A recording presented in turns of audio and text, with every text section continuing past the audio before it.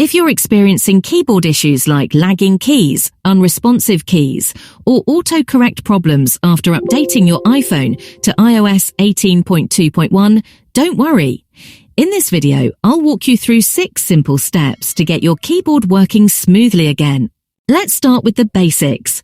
Restart your iPhone. This simple fix can resolve many issues.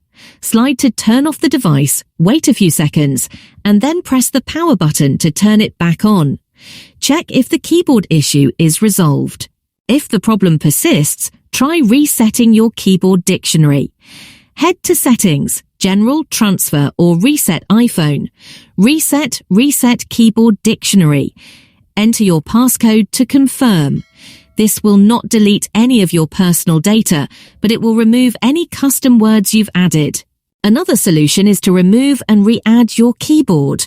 Go to Settings, General, Keyboard, Keyboards, then swipe left on your current keyboard and tap Delete. After restarting your iPhone, go back to Settings and re-add the keyboard.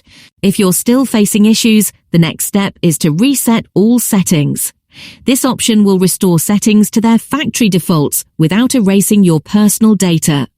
To do this, go to Settings, General, Transfer, or Reset iPhone. Reset all settings, then enter your passcode to confirm.